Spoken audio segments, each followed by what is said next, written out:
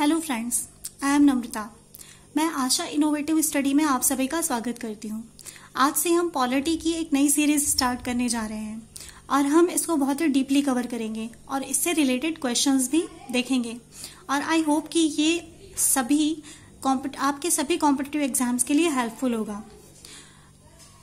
तो अगर आपको ये पसंद आए तो आप इसे अपने स्टडी रिलेटेड ग्रुप में शेयर करिएगा एंड लाइक एंड सब्सक्राइब ज़रूर करिएगा। तो हमारा आज का टॉपिक है नागरिकता। नागरिकता हमारे संविधान के भाग 2 में वर्णित है और अनुच्छेद 5 से 11 में वर्णित है।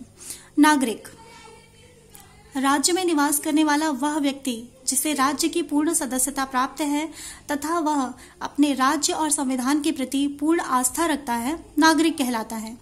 नागरिकता किसी व्यक्ति की वह स्थिति होती है जिसमें उसे नागरिक के रूप में वे समस्त अधिकार प्राप्त होते हैं जो संविधान द्वारा निर्धारित किए गए हैं। ये अधिकार किसी विदेशी व्यक्ति को प्राप्त नहीं होते हैं। अब हम देखेंगे हमारे नागरिकता की प्रकृति।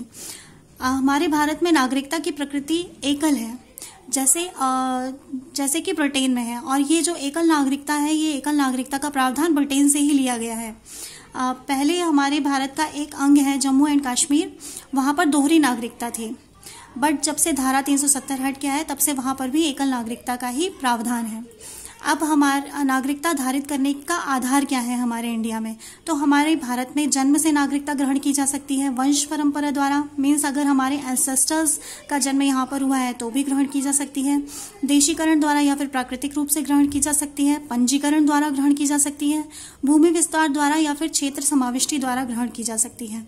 मीन्स अगर इंडिया किसी भी पर्टिकुलर क्षेत्र पर कब्जा कर लेती है, अधिकार कर लेती है, तो वहाँ के जो नागरिक हैं वो स्वतः ही उनको वहाँ भारत की नागरिकता प्राप्त हो जाएगी। अब सिटीजनशिप अमेंडमेंट एक्ट, यहाँ पर कुछ अमेंडमेंट भी हुए हैं, यानी कि मीन्स संविधान में संशोधन भी हुए हैं। तो वो 1955 में हुए हैं, 1986 में, 1992 में, 2003 में, 2005 में, 2015 में और अभी कुछ दिनों पहले 2019 में भी हुए हैं। अब नागरिकता की समाप्ति। यदि कोई व्यक्ति स्वतः ही अपनी नागरिकता का, हमारे भारत की नागरिकता का त्याग कर देता है तो उसकी नागरिकता समाप्त हो जाती है। बर्खास्तगी यानी स्वेच्छा से यदि कोई व्यक्ति दूसरे देश की नागरिकता को ग्रहण कर लेता है तो भी उसकी नागरिकता समाप्त हो जाती है। और यदि किसी व्यक्ति ने पंजीकरण द्वारा नागरिकता यहाँ की ग्रहण की है और वो पिछले 7 सालों से भारत के बाहर रह रहा हो तो भी उसकी नागरिकता स्वतः ही समाप्त हो जाती है। और यदि किसी ने फर्जी नागरिकता ग्रहण की है तो भी उसकी नागरिकता समाप्त हो जाती है। बट स्वैच्छिक त्याग और बर्खास्तगी युद्ध के समय अमान्य है। अब हम रीड करेंगे हमारे सारे अनुच्छेद, मीन्स अनुच्छेद 5 से लेकर के अनुच्छेद 11 तक नागरिकता के जितने भी प्रावधान हैं उन्हें हम अच्छे से समझेंगे। अनुच्छेद 5 में हमारे भारत की नागरिकता के संवैधानिक प्रावधान के बारे में दिया गया है, मतलब हमारी नागरिकता को किस तरह से डिफाइन किया गया है वो अनुच्छेद 5 में है। अनुच्छेद 6 में मीन्स आर्टिकल 6 में पाकिस्तान से प्रव्रजन करके आए व्यक्तियों की नागरिकता है, पाकिस्तान से आए व्यक्तियों की नागरिकता का प्रावधान है। अनुच्छेद 7 में पाकिस्तान को प्रव्रजन करने वाले लोगों की नागरिकता, मीन्स हमारे भारत से जो लोग पाकिस्तान को प्रव्रजन किए हैं उन लोगों की नागरिकता का प्रावधान है। अनुच्छेद 8 में भारत से बाहर रहने वाले भारतीय मूल के व्यक्तियों की नागरिकता का प्रावधान है। अनुच्छेद 9 में किसी विदेशी राज्य की नागरिकता स्वीकार करने पर भारत का नागरिक नहीं रहेगा। अनुच्छेद 9 में ये स्पेसिफाई किया गया है कि जो व्यक्ति किसी विदेशी राज्य की नागरिकता को ग्रहण कर लेता है वो भारत का नागरिक नहीं रहेगा। और अनुच्छेद 10 में ये बताया गया है कि भारत के नागरिक, यदि कोई भारत का नागरिक है और संसद द्वारा, मीन्स अगर कोई भारत का नागरिक है तो उस पर संसद द्वारा बनाए गए कानून नियम लागू होंगे। और अनुच्छेद 11 में ये बताया गया है कि संसद को, हमारी जो संसद है उसको नागरिकता के विषय पर नियम और कानून बनाने का अधिकार है। और अब हम जो अभी का मुद्दा चल रहा है CAA और CAB, तो उससे रिलेटेड हम कुछ क्वेश्चंस देखेंगे। तो पहले मैं आपको ये बता देना चाहती हूँ कि CAB और CAA में क्या डिफरेंस है। CAA means citizenship amendment act और CAB means citizenship amendment bill. पहले जब किसी बिल को लोकसभा या राज्यसभा में लाया जाता है पारित करने के लिए, तो वो बिल कहलाता है। पर जब वो बिल लोकसभा और राज्यसभा दोनों से पास होकर के पारित हो जाता है तो उसे एक्ट की संज्ञा दी जाती है। तो अब हमारा ये जो CAB है वो एक एक्ट बन चुका है। अब इससे रिलेटेड हम कुछ क्वेश्चंस देखते हैं। क्वेश्चन फर्स्ट है, CAA के अंतर्गत प्रवासियों को शॉर्टलिस्ट करने वाला पहला राज्य कौन है? तो ये है हमारा उत्तर प्रदेश।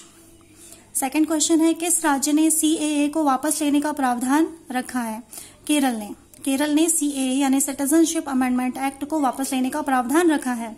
क्वेश्चन थर्ड है, केंद्र सरकार ने नागालैंड, अरुणाचल प्रदेश, मिजोरम के बाद चौथे स्टेट में इनर लाइन परमिट लागू किया। मतलब किस चौथे स्टेट में इनर लाइन परमिट लागू किया है?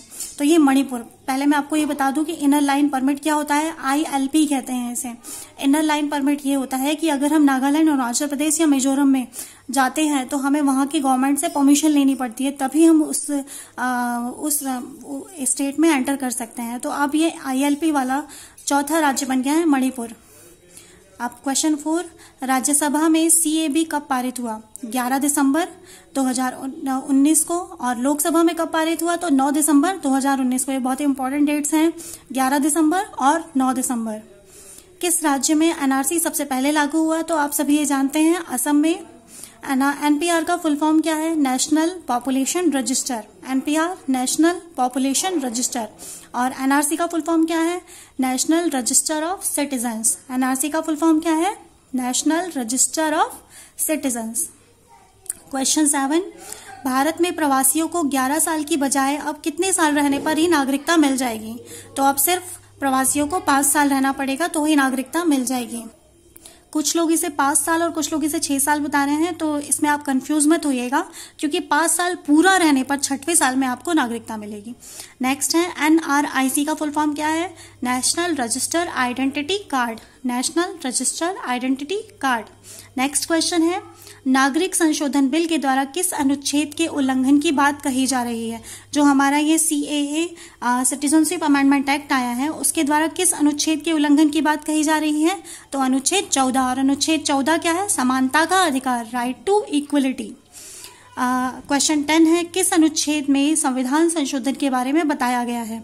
तो संविधान संशोधन के बारे में बताया गया है अनुच्छेद 368। और ये संविधान संशोधन मीन्स जो अमेंडमेंट है वो दक्षिण अफ्रीका से, अमेंडमेंट का जो प्रावधान है वो दक्षिण अफ्रीका से लिया गया है। क्वेश्चन नंबर 11, किस अनुच्छेद में नागरिकता संबंधित कानून बनाने का अधिकार संसद को दिया गया है? अनुच्छेद 11 में। जैसा कि अभी हमने डिस्कस किया था कि अनुच्छेद 11 में संसद को यह अधिकार है कि वो नागरिकता से रिलेटेड जितने भी कानून हैं वो बना सकती है। क्वेश्चन नंबर 12, CAB के अंतर्गत किस तारीख से पहले भारत आए लोगों को नागरिकता प्रदान की जाएगी? तो 31 दिसंबर 2014 से पहले जो भारत आ गया है उसे नागरिकता प्रदान की जाएगी। CAA कितने अल्पसंख्यक समुदाय को नागरिकता प्रदान करता है? तो ये 6 अल्पसंख्यक समुदाय को नागरिकता प्रदान करता है, हिंदू, जैन, बौद्ध, पारसी, सिख और ईसाई।